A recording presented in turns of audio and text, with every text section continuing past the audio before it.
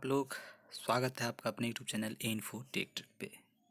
आज बीटीएससी का जो एडवर्टाइजमेंट था, एडवर्टाइजमेंट नंबर 1/2019, आप सबों ने कल देखा कि राज्य सरकार के निर्देश के आलोक में माननीय उच्च न्यायालय ने निर्णय लिया। अब उसके आलोक में फिर से बहाली का जो प्रकरण है शुरू किया जाएगा। चलिए आज के न्यूज़ की सुर्खियों पे एक नज़र डालते हैं। अगर इसमें हम पहले न्यूज़ की बात करें तो इसमें है कनीय अभियंता के 6,379 पदों पर नए सिरे से बहाली। बहाली नियमों में परिवर्तन और नए सिरे से बहाली से संबंधित विज्ञापन राज्य सरकार की ओर से 4 महीने में निकाला जाएगा। आगे है कि इसमें मुख्य रूप से पटना हाईकोर्ट में अजय कुमार भारती की याचिका पर सुनवाई के दौरान राज्य सरकार की ओर से जानकारी दी गई। इस मामले की सुनवाई न्यायश्री पीबी बजंथरी की खंडन पीठ ने किया। कोर्ट के आदेश दिया कि कन्या अभियंताओं की बहाली नियमों में परिवर्तन और नए सिरे से, ध्यान दीजिएगा यहाँ पे, परिवर्तन और नए सिरे से बहाली का विज्ञापन 4 महीने में निकाला जाएगा। साथ ही प्रक्रिया में जिन उम्मीदवारों की उम्र सीमा खत्म हो जाएगी उन्हें उम्र सीमा में ढील दी जाएगी। तो यहाँ पे एक राहत की बात है कि उनको उम्र सीमा में ढील दी जाएगी जो भी इसमें अर्हताएँ रखती हैं।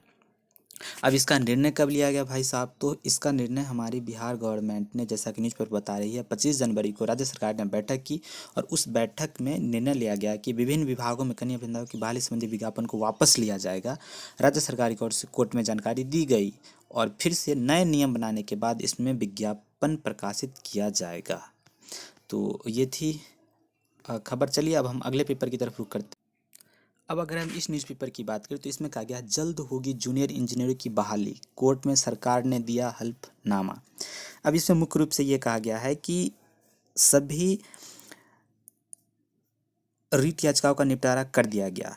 इसके पहले कोर्ट ने राज्य में जूनियर इंजीनियर की बहाली के निर्धारित नियमों को चुनौती देने वाली कई रीट याचिकाओं पर एक साथ सुनवाई की और सुनवाई के दौरान राज्य सरकार की ओर से हलफनामा दायर कर कोर्ट को बताया गया कि बहाली के लिए बनाए गए नियम में परिवर्तन किया जाना है, जिसमें कि लगभग, अब न्यूज़ की माने तो 4 महीने का समय लगेगा और उसमें नियम को संशोधित कर नए सिरे से विज्ञापन प्रकाशित किया जाएगा।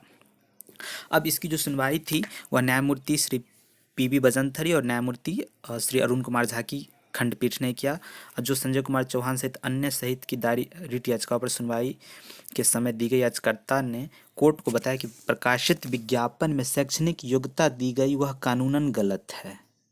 यह सुप्रीम कोर्ट के फैसले के भी खिलाफ है। कोर्ट को बताया गया कि एआईसीटी से मान्यता प्राप्त। यहाँ पे ध्यान देने की बात है दोस्तों कि यहाँ पे बहुत ही मतलब इम्पोर्टेंट, क्या कहेंगे, एक पॉइंट है। अगर हम उसको देखें तो इसमें यह कहा गया है कि 2019 में विज्ञापन प्रकाशित किया गया था, उसमें एआईसीटी को तवज्जो दी गई थी। अब हम यहाँ पे जब इसकी बात माने तो यहाँ पे क्लियर कट लिखा गया है कि जबकि डीम्ड यूनिवर्सिटी सहित राज्य सरकार से मान्यता प्राप्त डिप्लोमा संस्थाओं को एआईसीटी के बजाय यूजीसी से मान्यता लेना है। डिप्लोमा कोर्स के लिए एआईसीटी से मान्यता लेना जरूरी नहीं है। अब यहाँ पे इस बात को बेस आधार बनाया गया जिससे इतना सारा लंबा मुकदमा चला, तकरीबन अगर हम देखें तो 4 साल तक मुकदमा चला। अब आगे है कि राज्य सरकार ने हाईकोर्ट में हल्फनामा दायर कर कोर्ट को बताया कि बहाली नियमों में फेरबदल कर नए सिरे से जूनियर इंजीनियर की प्रकाशित किया जाएगा। अब देखिए आगे क्या होता है। अगर हम इस हिंदुस्तान न्यूज़पेपर को देखें तो यहाँ पे भी इन्होंने क्लियर कट लिख दिया है कि सरकार ने 6,379 जूनियर इंजीनियरों बहाली का विज्ञापन वापस लिया। इससे मुख्य बात यह है कि इसमें विज्ञापन नए सिरे से निकाला जाएगा। जो खंडपीठ, जो कि हमारे हाईकोर्ट का आदेश हुआ, उसके निर्णय के आलोक में जो सरकार का जो बैठक हुई उसमें नियम के आलोक में। अब यहाँ पे क्लियर कट ये यहाँ पे देखा जा सकता है कि अब यहाँ पे आप देख सकते हैं कि इन्होंने भी क्लियर कट लिखा है कि जो भी एआईसीटी होती है, इसमें जो हर्ता रखा गया तो उसमें एआईसीटी को बेस बनाया गया था, जबकि डीम्ड यूनिवर्सिटी सहित राज्य से मान्यता प्राप्त डिप्लोमा संस्थानों को एआईसीटी के बजाय यूजीसी से मान्यता लेना होता है। अब जब अगर डिप्लोमा के लिए एआईसीटी से मान्यता लेना नियमतः जरूरी नहीं है तो आवेदकों की पेश दलील और सुप्रीम कोर्ट के फैसले के आलोक में राज्य सरकार ने हाई कोर्ट में हल्फनामा दायर कर कोर्ट को बताया कि बहाली नियमों में फिर से जूनियर इंजीनियर बहाली के लिए विज्ञापन निकाला जाएगा और कोर्ट ने राज्य सरकार की ओर से दायर हलफनामा को मंजूर करते हुए बहाली नियम में बदलाव कर नए सिरे से बहाली विज्ञापन प्रकाशित करने का आदेश देते हुए सभी याचिका को निष्पादित कर दिया है।